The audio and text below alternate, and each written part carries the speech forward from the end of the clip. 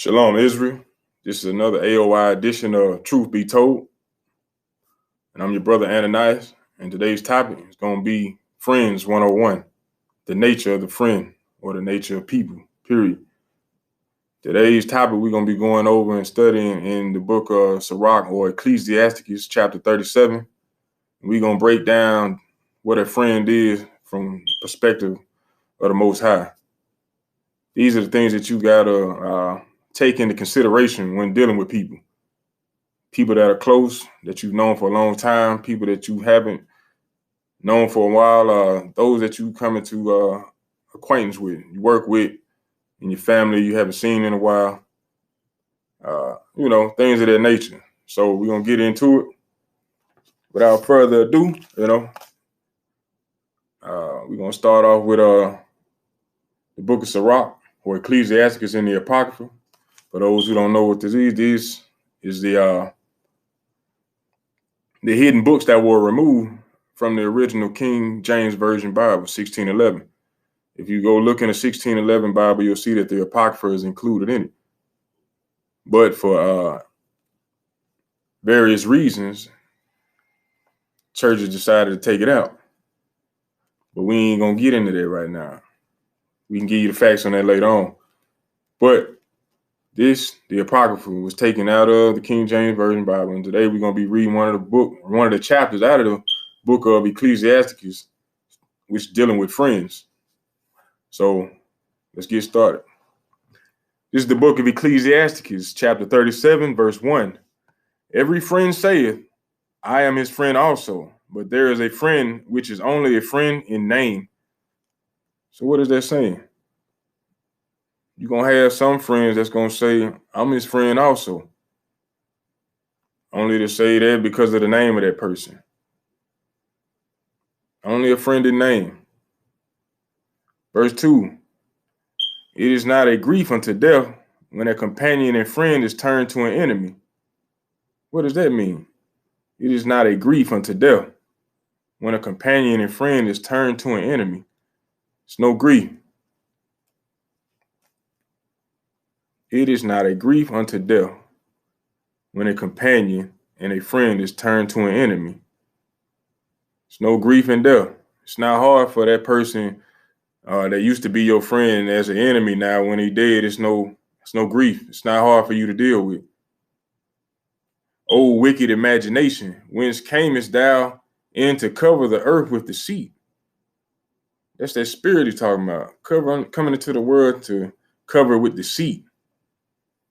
There is a companion which rejoice in the prosperity of a friend. So you won't have friends that's going to rejoice when you make moves in life, when you're moving forward. But in the time of trouble will be against him. So, for those who are trying to get all this money, they're going to be cheering you on. Yeah, get that money. But when what they say, when the shit hit the fan, them friends ain't going to be nowhere to be found. But in the time of trouble will be against him. When things start going the opposite, they ain't going to be with you. That's why you're supposed to build yourself up in the spirit. Know that these things are going to happen so you know exactly what to do, how to keep a level head about it and not beat yourself up or beat yourself down or run and trying to grab a gun to deal with these matters. It said, I'm going to read it again. There is a companion, meaning a friend, which rejoiceth in the prosperity of a friend. Yeah, he balling. He made it to the NFL, to the NBA. They got a new house. But in the time of trouble, will be against him. Yeah, but he think he doing it now. I don't like that. Why I ain't doing that? Gonna be hating on the fact. Or you in trouble, in need, when you were supplying and helping this person stay afloat, stay on their feet. When it's time to return the favor, they don't know you. They won't pick up the phone or they got an excuse. These are some of the friends that we have to deal with in these times. The Most High wrote this for our learning. Everything was written for our learning. Verse 5. There is a companion which helpeth his friend for the belly and taketh up the buckler against the enemy. So there's going to be a friend that you're going to have that's going to help the friend for the belly to feed itself. hidden agendas. That's what it's talking about right there. And take up the buckler against the enemy. Yeah, he'll sit there. Somebody talking bad about you, yeah, he'll come to your defense. But he only doing it for one purpose, what? So he can eat. So he can walk amongst the proud, or walk amongst the ones with intelligence, that with wisdom. Said, forget not thy friend in thy mind, and be not unmindful of him in thy riches. So when you make it to another level in life, making money that you never had before, or living in areas you never lived in before, or dating women you never dated before, or knowing things you never knew before, it said, forget not thy friend in thy mind, and be not unmindful of him in thy riches. Just like you see a lot of people make it to different levels in life. Now they too good to hang with certain people, even though they grew up in the hood. Now, because they made it out the hood, now they too good to go to the hood. Bible say, forget not thy friend in thy mind, and be not unmindful of him. Remember who that person is. Keep looking out for him. If you were looking out for him in the past, keep building them up. Iron sharpen iron. Verse 7, every counselor extolleth counsel, but there is some that consoleth for himself. So you got to watch out for them individuals as well. You know, because every person that you talk to try to solve your problems ain't really trying to solve your problems. It said every counselor extolleth counsel. Yeah, you can run and talk to anybody. But there are some that counsel for himself, meaning they're going to counsel. Just say a woman that's battered, but she's beautiful. The counselor going or their friend, supposed friend, going to counsel her for his benefit, to try to ease the other guy out the picture and ease himself into the picture. Think about that. It's not just relationships. It happens in every facet of life. You know, they try to solve the situation to make it worse for you, so that you will come back down to the level that you were on, or try to shake up the situation to make everything fall apart, so that you're no longer striving to move forward. What's the old phrase? Misery loves company. Every counselor extolleth counsel, meaning give advice. You can talk to anybody. They'll give you some type of advice. But there are some that consoleth for himself, meaning, like I just said, give advice for themselves. Ah, man, that brother, yeah, man, you right. That brother ain't no good. But you need a brother like me. Yeah, somebody that's going to listen to you, that's going to tend to your every need. That's what the Bible talking about right there. You got to watch out for that. Verse 8, beware of a counselor, and know before what need he have, for he will counsel for himself, lest he has cast the lot upon thee. Same thing. You got to be careful of who you talk to, or who you console with. Know what they need before you even come to them. Know if that person is a person of understanding or not. Can they really help you in your situation, or are you just talking to them just to talk to them because they the only one willing to listen? That's how we end up with these pity parties and men and women talking and gossiping together, and just add more fuel to the fire rather than trying to put the fire out. Beware of a counselor, and know before what need he have, for he will counsel for himself. Just like I was saying earlier. Know if you got relationship issues, why are you consoling with somebody who can't keep a relationship? Why are you consoling and trying to get advice from somebody who's struggling to do the same thing that you're trying to accomplish? That makes no sense. Think about that. Verse 9, and say unto thee, thy way is good, and afterward he stand on the other side to see what shall befall thee. You got to beware of them as well. These are individuals that'll tell you one thing just to see how it's going to turn out on the other end, not knowing. Try this, try that, and step back and watch you fall, knowing it's going to do you wrong, or not even knowing, period. Just telling you anything and everything because you want to hear something, and they'll tell you anything to get you out of their face. That's how the enemy do you. It said, and say unto thee, thy way is good. And afterward he stand on the other side to see what shall befall thee. That's heavy right there. You go consulting somebody, consulting, asking advice because you really don't know what to do. You in a relationship, you don't know what to do, but you go to the wrong person who don't have wisdom or understanding, nor the experience that you need. You just talking to them, and then they start putting the wrong bug in you. And what do? It ignites the fire even more. Think about these things. You got to be conscious of the type of friends that you hang around. That's what the Bible is speaking on right now. That's why I'm bringing it out, because Israel needs to know this. Verse 10, consult not with one that suspecteth thee, and hide thy counsel from such as envy thee. You hear that? I'm going to read it one more time, and I'm going to read it slow for you. Consult not with one that suspecteth thee, and hide thy counsel from such as envy thee. So don't be going trying to get advice or consult with anybody that suspects you to do wrong, that you won't ever do right. Suspect you to be undercover. Suspect you to be a thief, a liar.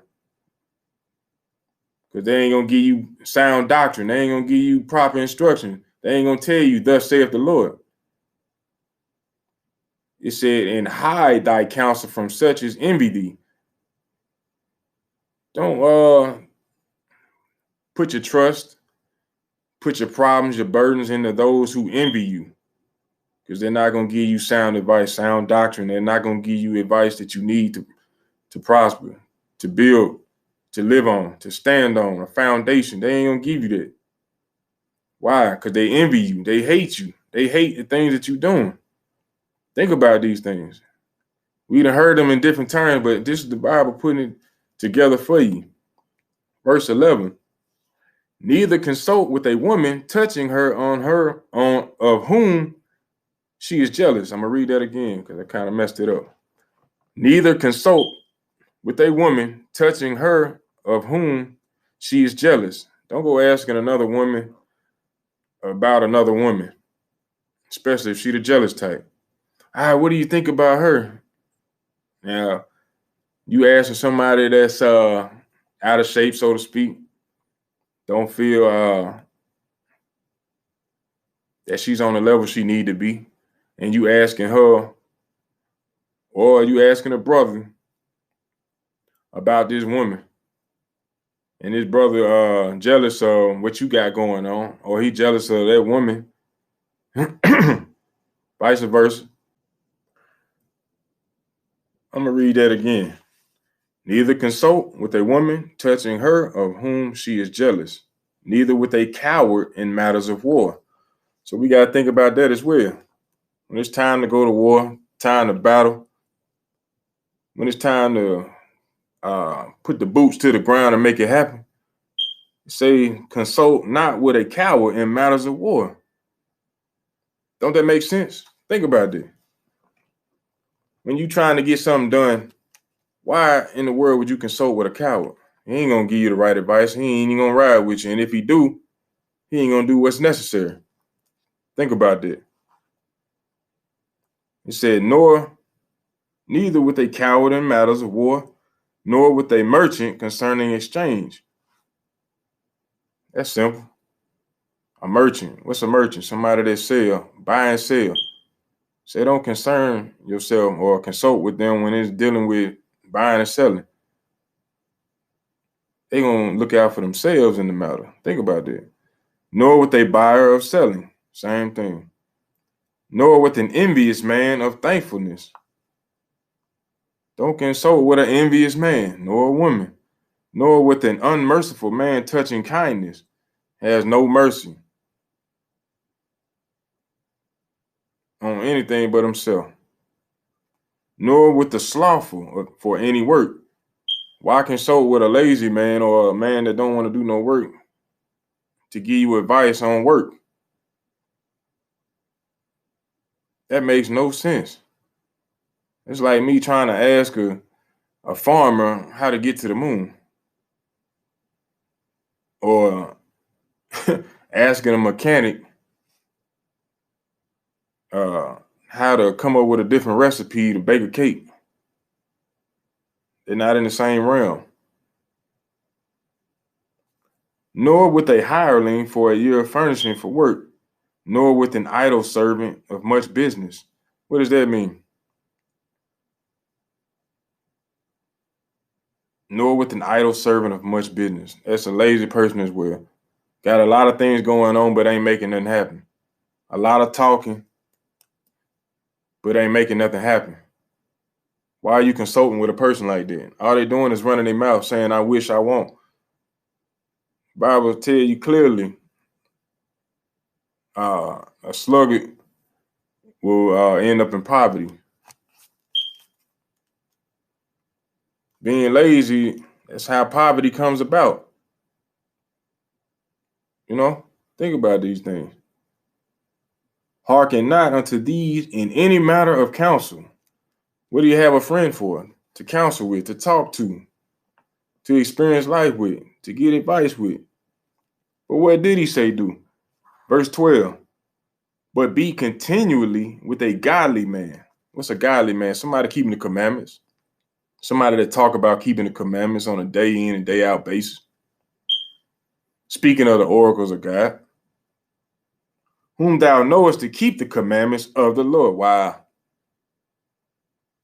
Whose mind is according to thy mind, like-minded individuals. Who keeping the commandments.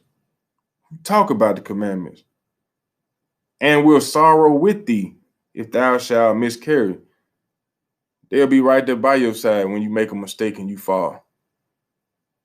You make a wrong turn, they there to turn, steer you back right. Show you where you went wrong. You know? Sharpen your sword. Sharpen your friend. Iron sharpens iron. That's what you need in your life, a real friend. Not somebody that's just going to tell you what you want to hear, tell you anything. Somebody that's just talking to feed themselves, feed their egos, to boast and brag or to tear down another brother or sister. These are not the friends that you want in your life, but you want to be continually with a godly man who knows to keep the commandments and speak on the commandments day in and day out. Because they know what's going on. The Bible says oppression make a wise man mad. So we see the oppression and the things going on. That's what we should be speaking on, how to improve it and pointing to the root of the problem. Why these things even happen, how to change it, how to change the future. Not just sitting there being mad and posting on it all day, but actually doing something about it. We're not slothful. They're not sluggards, lazy individuals. They're not envious individuals. They want to see you grow, help giving you the knowledge and understanding to push you in the right direction. These are the people that you need in your life. The ones that's going to mourn with you when tough times come. The ones that's going to sit there and build you up day in and day out. Let's keep reading though. Verse 13, and let the counsel of thine own heart, meaning your mind, for there is no man more faithful unto thee than it. And let the counsel of thine own heart stand, for there is no man more faithful unto thee than it. Let your own counsel stand. Think, use your brain. Consider what's already going on.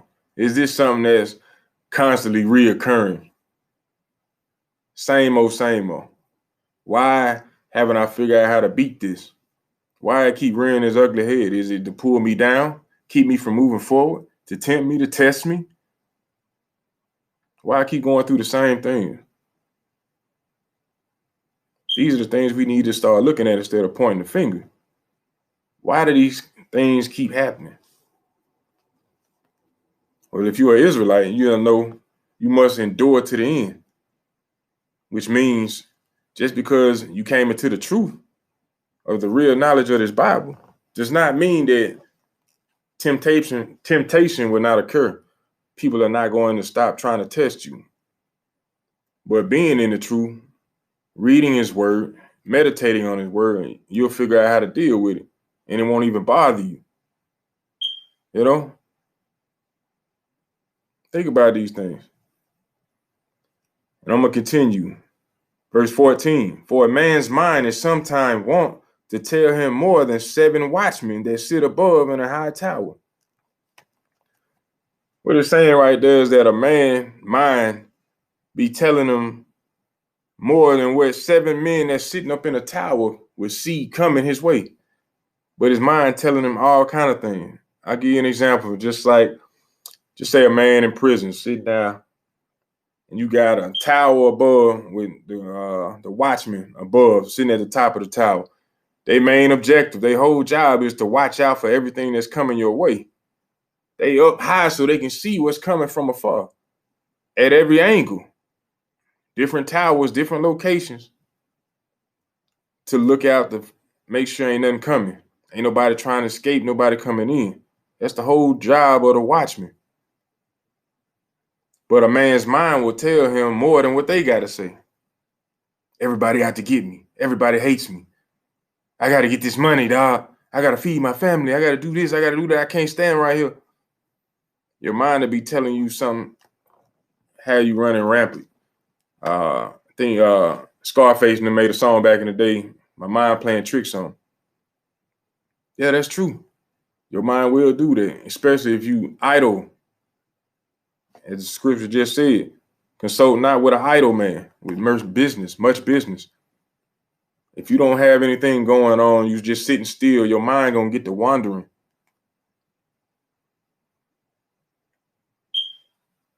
And these evil thoughts seep into your mind to have you doing wickedness, even to the point where you are plotting against your brother or sister.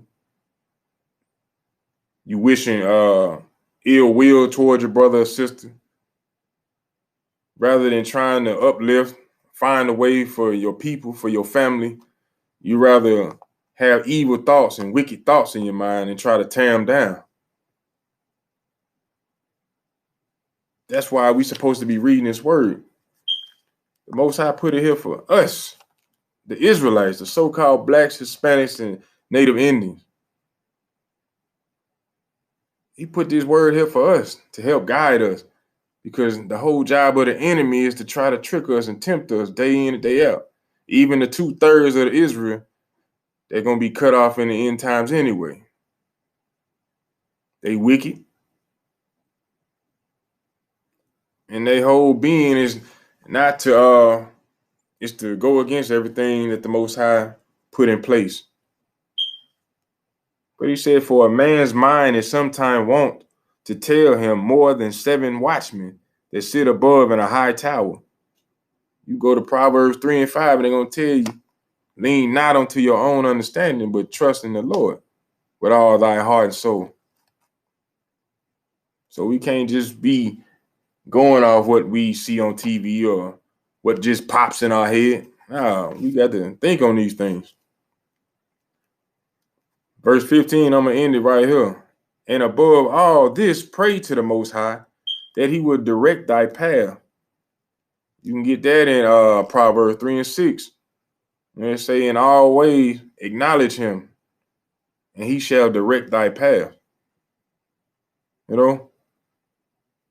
Above all things, pray to the Most High the right way.